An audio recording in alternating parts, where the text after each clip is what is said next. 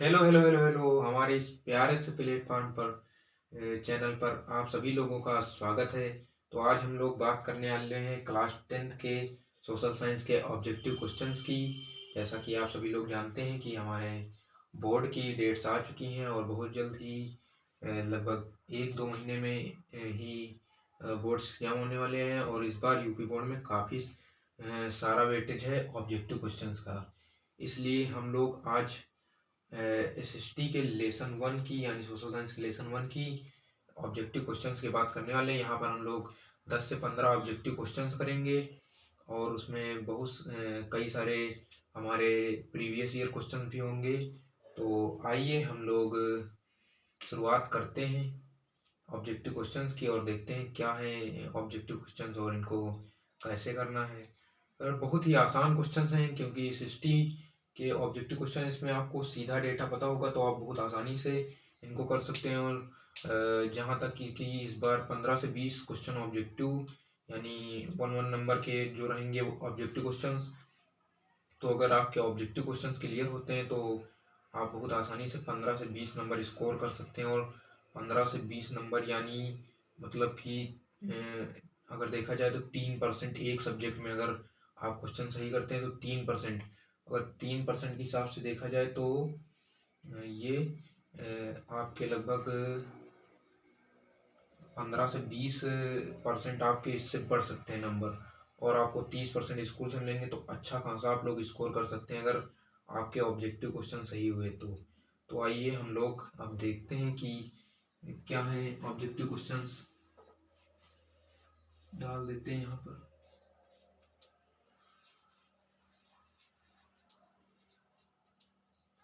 Class 10 board और ये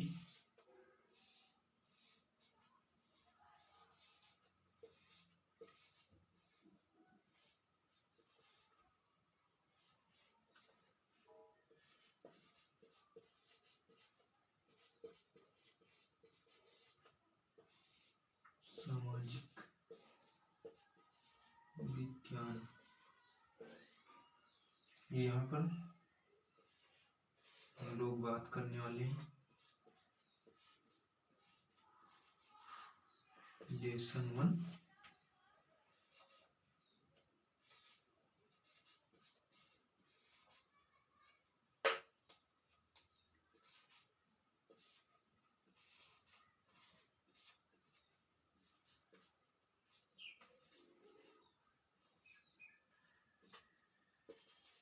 राष्ट्रवाद का उदय। तो नॉर्मल चीज है तो हम लोग को पता होनी चाहिए किस लेसन का है। तो यहाँ पर सबसे पहला क्वेश्चन आता है क्वेश्चन नंबर 1। इटली का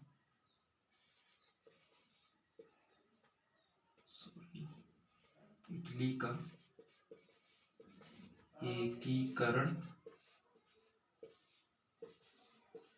कब पूरा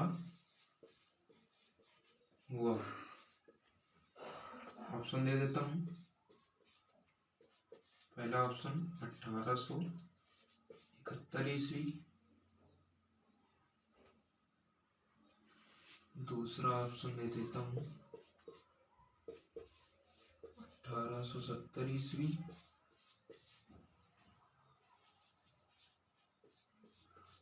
तीसरा ऑप्शन है 1857 ईस्वी,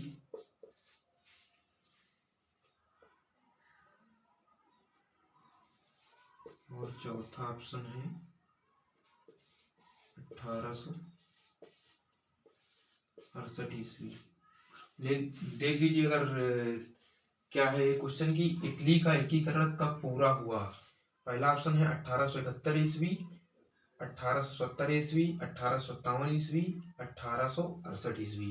तो मैं हट जाता हूँ, आप लोग आंसर मार्क कीजिए इसका, कमेंट में बताइए आंसर इसका।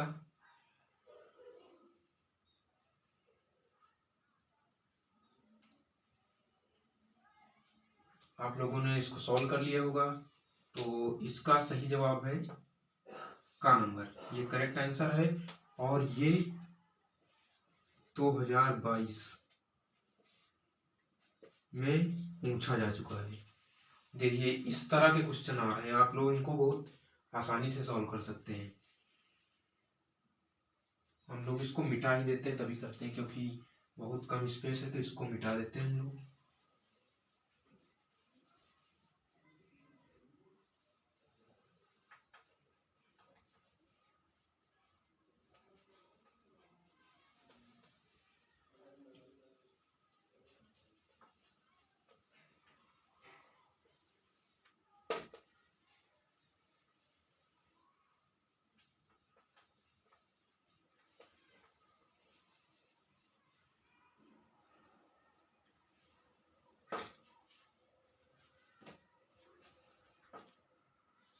दूसरा क्वेश्चन,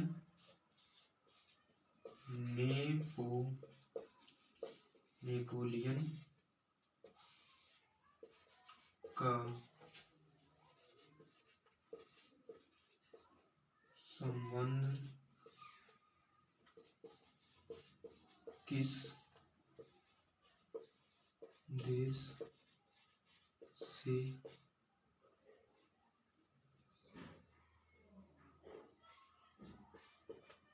ये यहाँ पर भी मैं आपको ऑप्शन दे देता हूँ। पहला ऑप्शन है फ्रांस, ये दूसरा ऑप्शन है इंग्लैंड, तीसरा ऑप्शन है आपका जर्मन, और चौथा ऑप्शन भैया, चौथा ऑप्शन क्या है, हमें नहीं आता, मतलब पूरा पत्ता ही साफ हमें नहीं आता। देखिए एक बार मैं आपको फिर से क्वेश्चन रीड किए देता हूँ। क्वेश्चन है कि नेपोलियन का संबंध किस देश से है, और मतलब किस देश से है। उसके बाद यहाँ पर ऑप्शन है आपके, का नंबर है फ्रांस, खा है इंग्लैंड, गा है जर्मन, और घा नंबर हमें नहीं आता। तो मैं फिर से हट जाता हूँ, आप लोग आंसर इसका मार्क कीजिए 15 सेकेंड के अंदर। जल्दी से कमेंट में बताइए आंसर।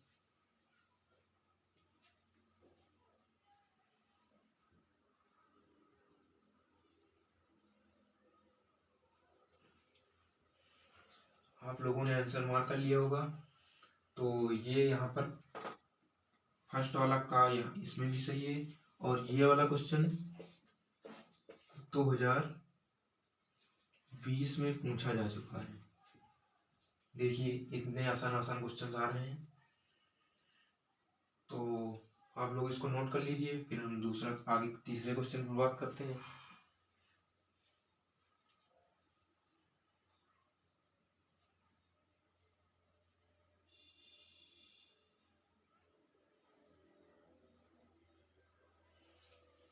मिटा दें।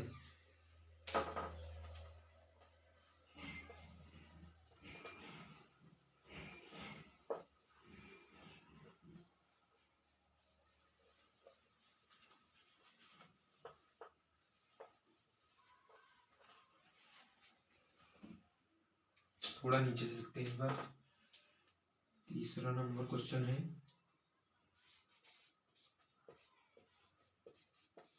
फ्रांस में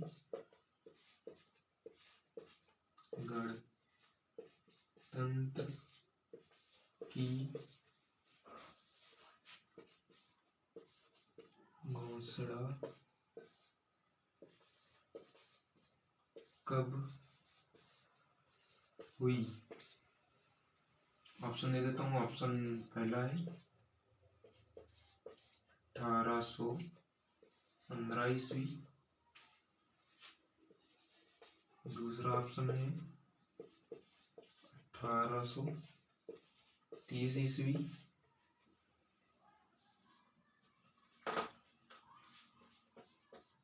तीसरा ऑप्शन है 1848 ईस्वी, घ नंबर ऑप्शन है 1845 ईस्वी। जवाब कमेंट कीजिए आप लोग अपना जल्दी जल्दी।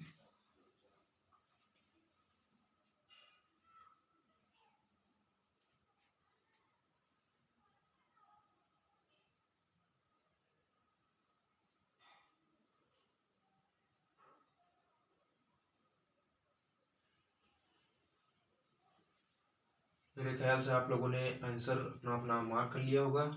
तो इसका करेक्ट आंसर है 1848 ईस्वी, ये इसका आंसर है।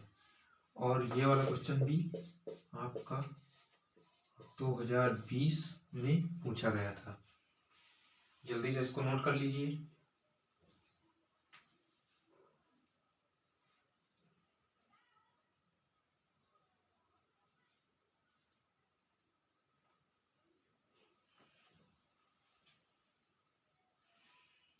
मिटा रहा हूँ इसको।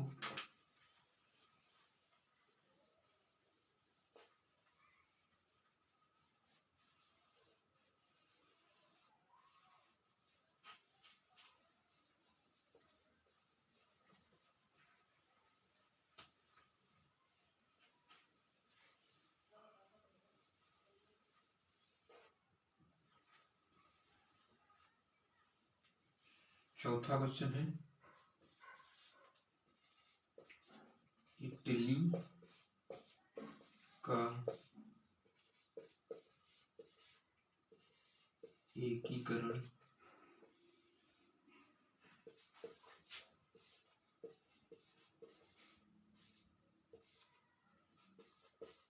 किसके नेतृत्व में हुआ? ऑप्शन दे देता हूँ।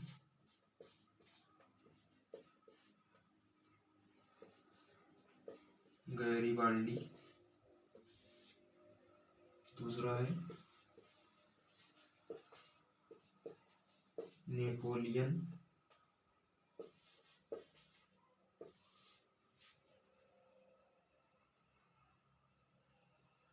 और यहाँ पर तीसरा ऑप्शन है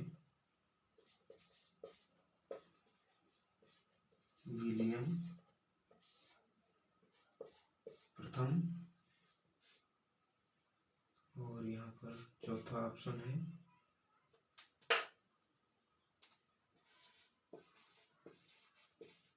इनमें से कोई नहीं। आप लोग अपना आंसर फटाफट 15 सेकंड के अंदर कमेंट कीजिए।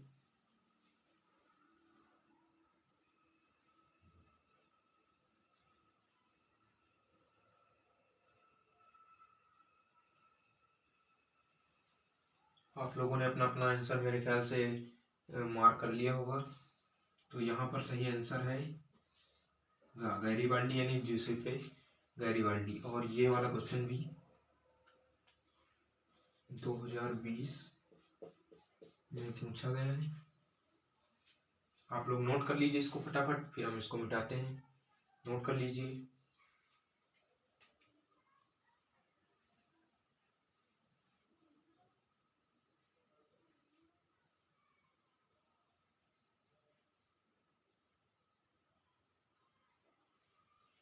नोट कर लिया आप लोगों ने? मिटा रहा हूं इसको।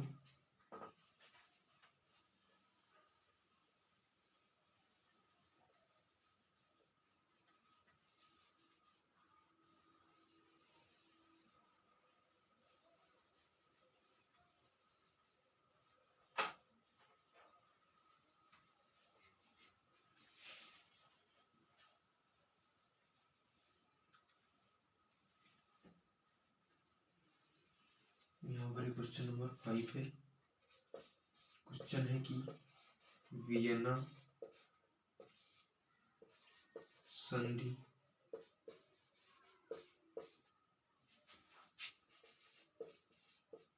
कब हुई? अगर दिख ना रहा हो तो मैं इसको रीड कर देता हूँ। लिखा है वियना संधि कब हुई। मैं ऑप्शन दे देता हूँ आप लोगों को।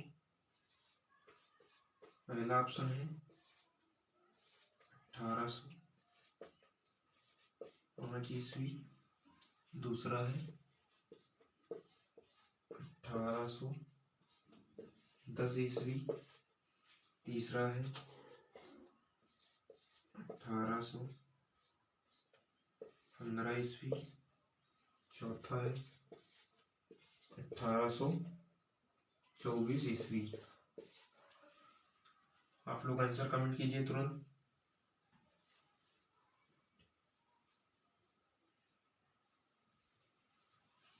तो इसका करेक्ट आंसर ये गा नंबर है 1815 ईस्वी। नोट कर लीजिए आप लोग।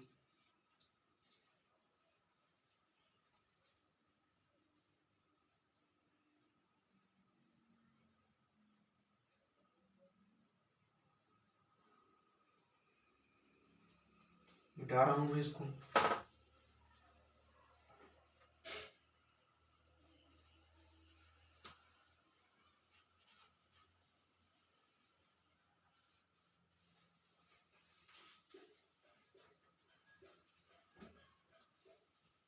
छठा नंबर क्वेश्चन है,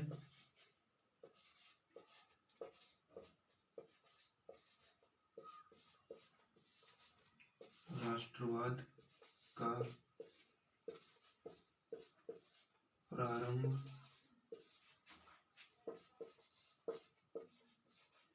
किस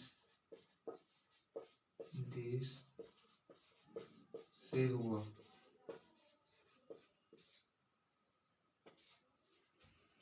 ऑप्शन है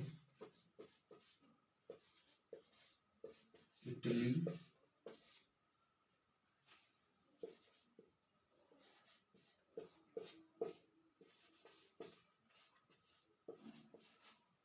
फ्रांस,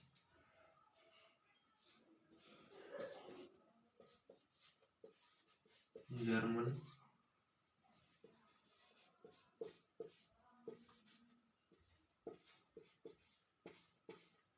इंग्लैंड। और ये क्वेश्चन 2020 में आया हुआ है। आप लोग आंसर कमेंट कीजिए इसका तुरंत।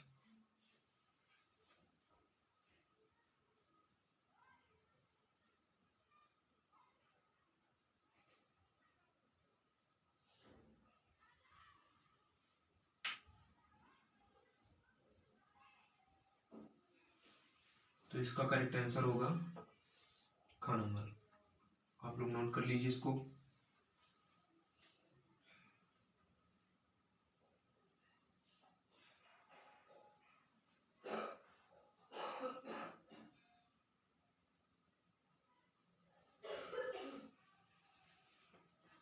मैं मिटा रहा हूँ इसको।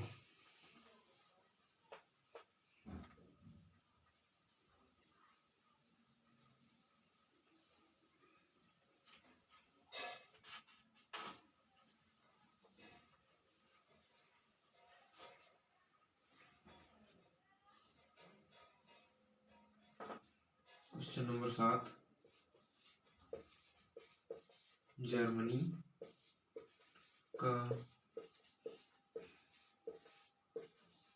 एकीकरण किस युद्ध के बाद पूरा हुआ?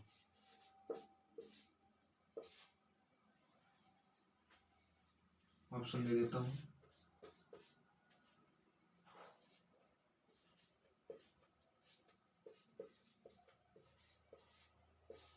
ऑस्ट्रिया, प्रसा। दूसरा ऑप्शन है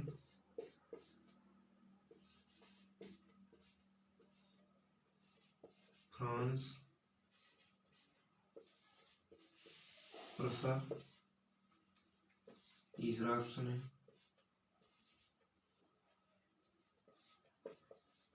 इंग्लैंड, प्रसा।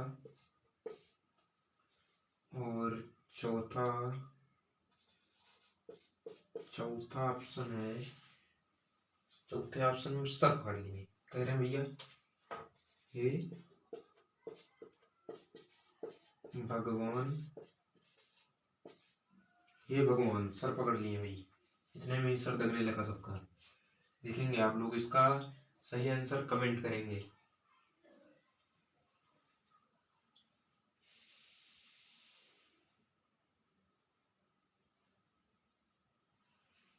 इसका सही आंसर है फ्रांस प्रसाई का युद्ध।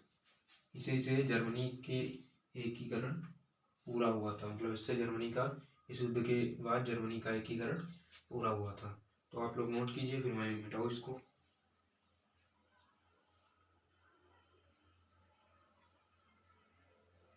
मिटा रहा हूँ मैं।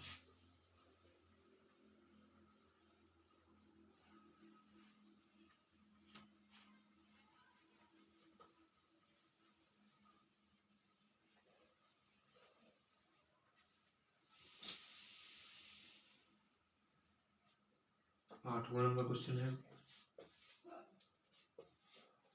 और ये इसमें स्टार मार्क कर लीजिए, अच्छा क्वेश्चन है। जर्मन का राष्ट्र रूपक है।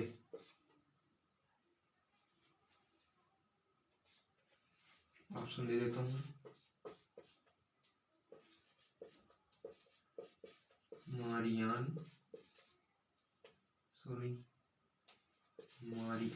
ना होगा। दूसरा ऑप्शन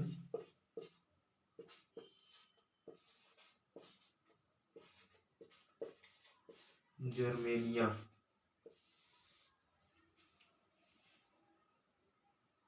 और ये तीसरा ऑप्शन होगा आर्यान। तीसरा ऑप्शन होगा। उसके बाद चौथा ऑप्शन होगा कोरियन।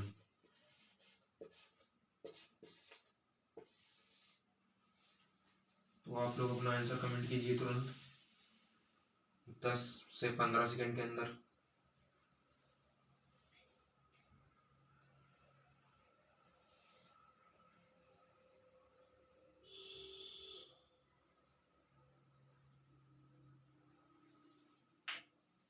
इसका सही आंसर होगा जर्मेनिया।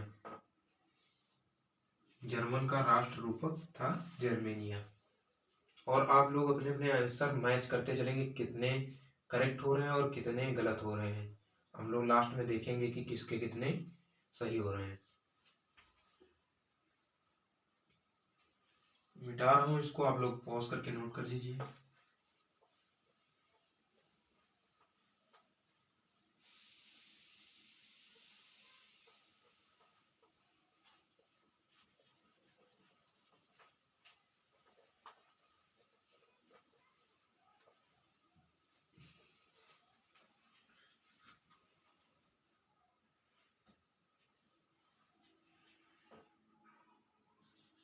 नौ नंबर है,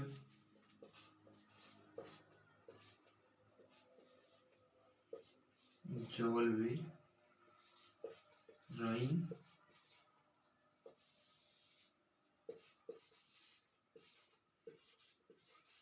किसका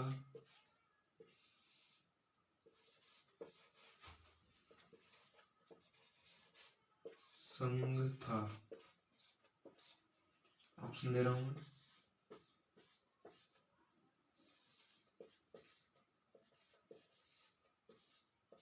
शुल्क संघ, दूसरा है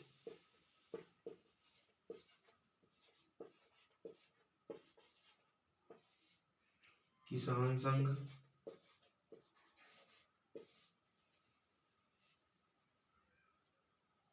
ये सॉरी वो दूसरा ऑप्शन है, ये तीसरा ऑप्शन है।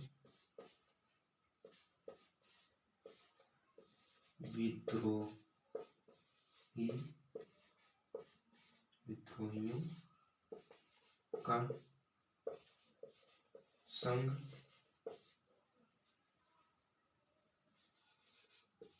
चौथा ऑप्शन होगा इनमें से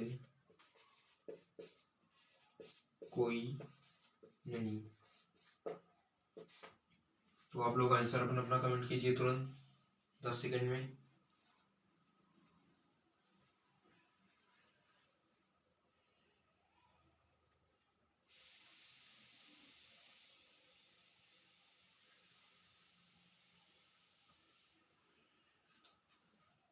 ये वाला इसमें आंसर करेक्ट होगा शुल्क संघ। ज़ेल्वेराइन एक शुल्क संघ था जिसमें निश्चित किया गया था कि किस तरह से शुल्क कहाँ कहाँ पर कैसे लिया जाएगा। और ये वाला क्वेश्चन भी इम्पोर्टेंट ही टिक कर लीजिए क्योंकि ये भी कई बार एग्जाम में देखा गया क्वेश्चन, और इसके बारे में और भी क्वेश्चन आते हैं शॉर्ट आपके आंसर टाइप क्वेश्चन, या हाँ ऐसे 3 या 4 नंबर का क्वेश्चन इससे भी कई बार पेपर में आया है। इसको आप लोग नोट कर लीजिए।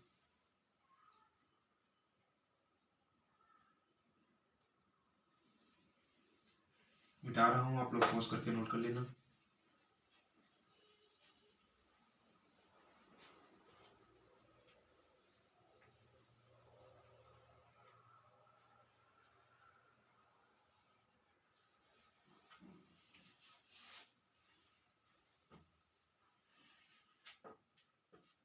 दस नंबर क्वेश्चन है,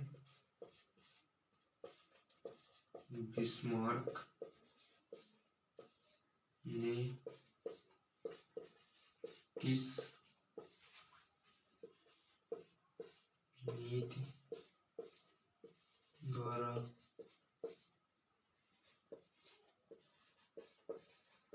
जर्मनी के एकीकरण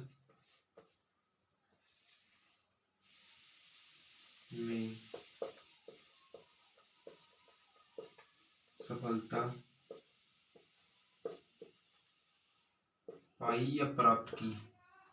तो इसके लिए भी मैं आपको ऑप्शन दे देता हूँ। एक,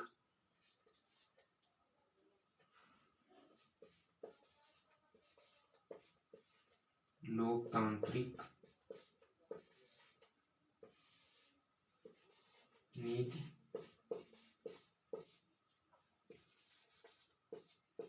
ख नंबर है लौह एवं रक्त नीति, तीसरा ऑप्शन है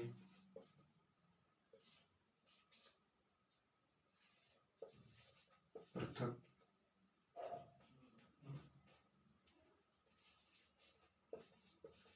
पृथक्करण नीति, और हमारा चौथा ऑप्शन है सभी। इसका भी आंसर आप लोग मार्क कीजिए, मैं इसको एक बार पढ़ देता हूँ अगर दिखाई नहीं दे रहा है। लिखा है, बिस्मार्क ने किस नीति द्वारा जर्मनी के एकीकरण में सफलता पाई? पहला ऑप्शन है लोकतांत्रिक नीति, दूसरा है लौह एवं रक्त नीति, तीसरा है पृथक्करण नीति, और चौथा है सभी। आप लोग जल्दी से अपना आंसर कमेंट कीजिए।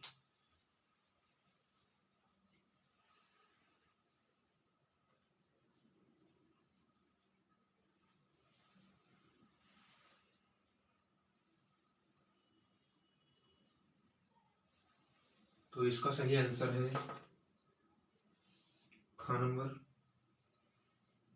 और ये वाला क्वेश्चन 2012 में पूछा गया था। बहुत मतलब पुराने समय पूछा गया था, लेकिन फिर भी पिछले कई सालों में एक एक नंबर या दो दो नंबर का क्वेश्चन आया है कि बिस्मार्क ने किस नीति द्वारा जर्मनी के एकीकरण में सफलता पाई, इस पर प्रकाश डालिए। ऐसे कई क्वेश्चन आ चुके हैं पिछले सालों में, तो ये भी क्वेश्चन आपका इम्पोर्टेंट है, तो इसको भी आप लोग नोट कर लीजिए। फिर हम अगले क्वेश्चन पर चलते हैं। नोट कर लीजिए आप लोग, पॉज करके मैं मिटा रहा हूँ।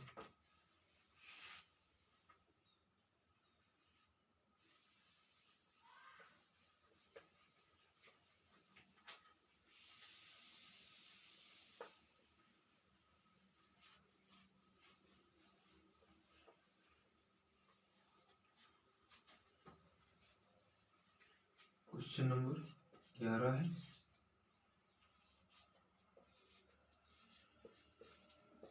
यूरोप में किस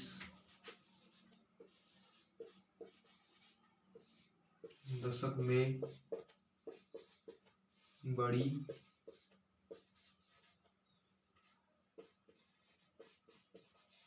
आर्थिक मंदी आई।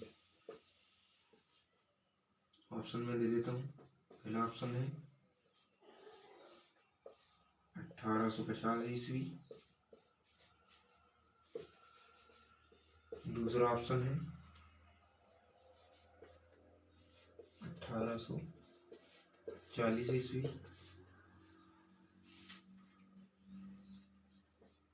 तीसरा ऑप्शन है 1830 ईस्वी। और चौथा ऑप्शन हम इसी क्वेश्चन के आधार पर रखते हैं। यूरोप में आर्थिक मंदी है तो वहाँ के लोग कह रहे हैं भैया हे भगवान उठा ले। चौथा ऑप्शन होगा यहाँ पर हे भगवान उठा ले। तो आप लोग आंसर तुरंत तुरंत फटाफट कमेंट कीजिए।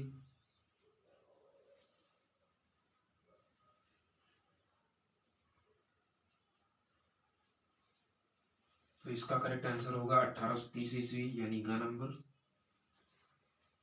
नोट कर लीजिए इसको पॉज करके। मिटा रहा हूं मैं इसको।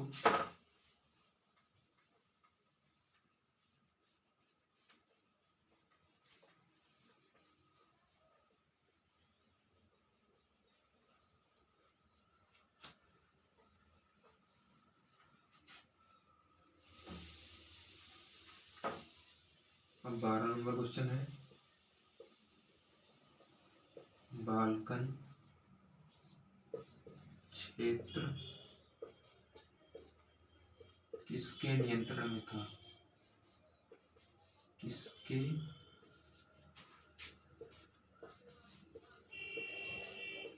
नियंत्रण में था? ऑप्शन दे रहा हूं मैं। पहला रूस, फिर इंग्लैंड, फिर तीसरा ऑप्शन है तुर्की, फिर फ्रांस। मैं इसको एक बार रीड कर रहा हूँ जो शायद आप लोगों को ना दिख रहा हो। तो यहाँ पर लिखा है पहला मतलब 12 नंबर क्वेश्चन, बाल्कन क्षेत्र किसके नियंत्रण में था? ऑप्शन है रूस, इंग्लैंड, तुर्की, फ्रांस। तो आप लोग कमेंट कीजिए अपना आंसर तुरंत।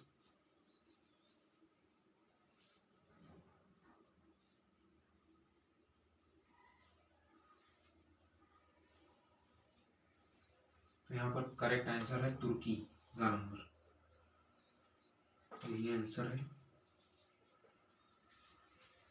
नोट कीजिए इसको तुरंत पॉज करके। मिटा रहा हूँ इसको।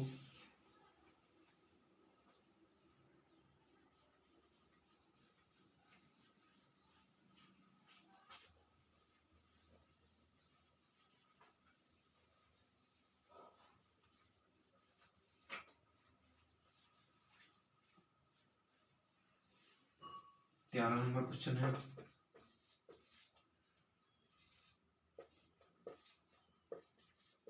इंग्लैंड में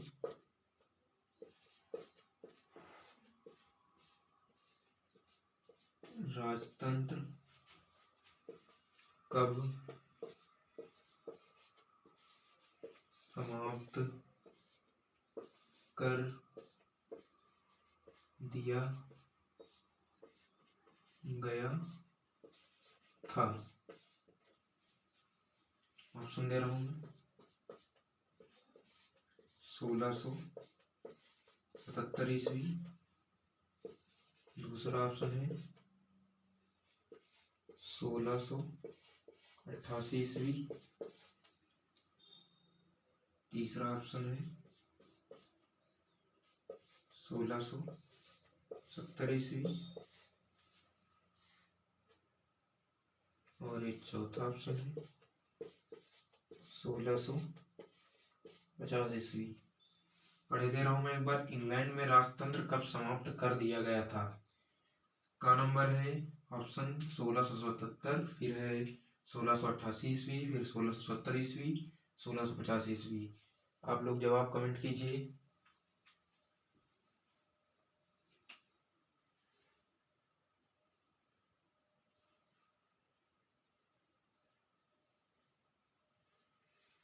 तो इसका जवाब होगा यहाँ पर 1688 ईस्वी। नोट की कर लीजिए तुरंत आप लोग पॉज करके। मैं मिटा रहा हूँ इसको।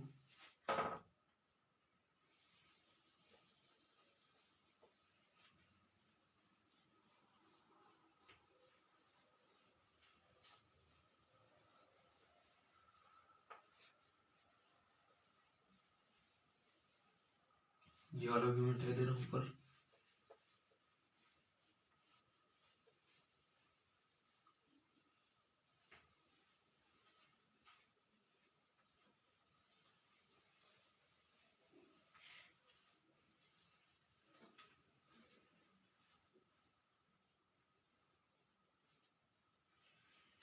क्वेश्चन नंबर 14 नंबर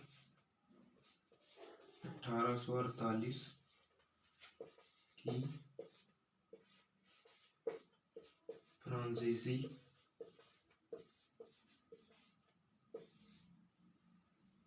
राज्य क्रांति के फल स्वरूप 1848 की फ्रांसीसी राज्य क्रांति के फलस्वरूप क्या हुआ? और ये क्वेश्चन 2020 में आ चुका है। तो आप लोग इसका, मैं इसके ऑप्शंस नहीं दूंगा इसको, अब आप लोगों को ही इसको बताना है कि इसका आंसर क्या होगा। इसका सिर्फ आप लोगों को आंसर बताना है, सिर्फ एक या दो शब्दों में ऐसे ही होगा। आप लोग बताइए।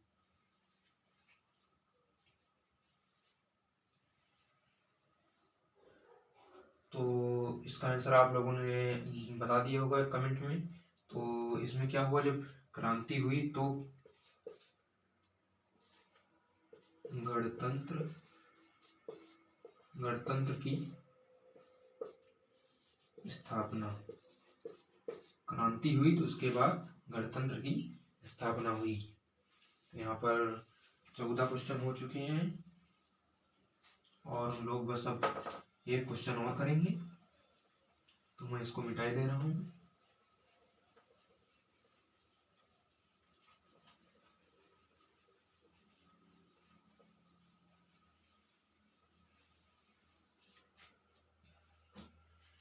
यहाँ पर क्वेश्चन नंबर 15 आएगा।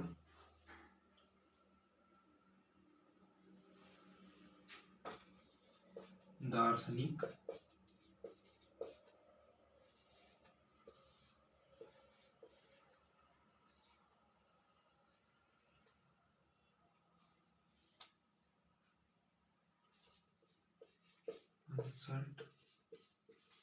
रेनन।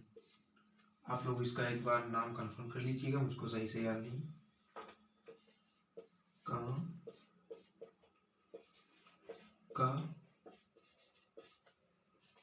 निवासी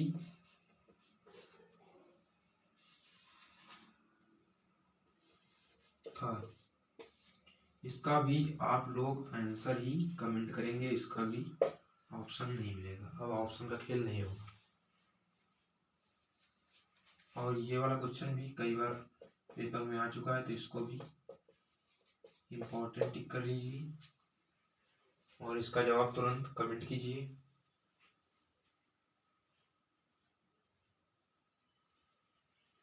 ये शायद हमको लगता है 21 या 22 इसी तरह कुछ इसी के अराउंड आया है क्वेश्चन। तो आप लोग इसका आंसर बताइए तुरंत। मेरे ख्याल से आप लोगों ने आंसर कमेंट कर दिया होगा। तो इसका आंसर है फ्रांस।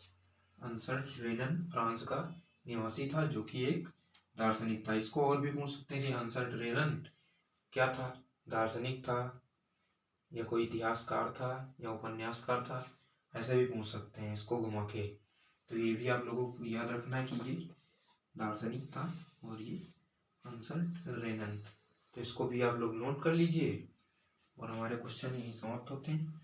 अब हम लोग देखेंगे कि किन लोगों ने कितने कितने सॉल्व किए हैं, किसके कितने गलत हैं, कितने सही है। आप लोग कमेंट में बताएंगे 15 में से आप लोगों के कितने हैं। किसी के 14 होंगे, किसी के 13 होंगे, किसी के 12 होंगे।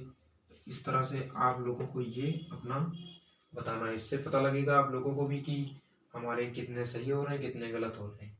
पहले आप लोगों को क्वेश्चन लिखना है, देखकर क्या क्वेश्चन बता रहा हूँ, उसके बाद आप लोगों को अपने हिसाब से आंसर मार्क करना है जो भी आप लोगों ने पढ़ा है।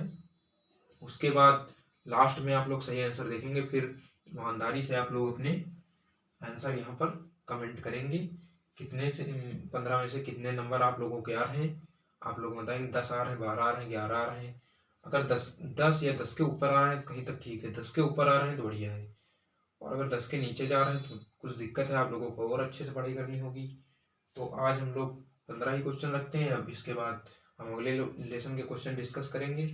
तो मिलते हैं अपने नेक्स्ट वीडियो में, जो कि हमारा भारत में राष्ट्रवाद का उदय या भारत की क्रांतियों के बारे में जो लेसन है, सेकेंड लेसन, उसके क्वेश्चन करेंगे। तो मिलते हैं नेक्स्ट वीडियो में, तब तक के लिए जय हिंद।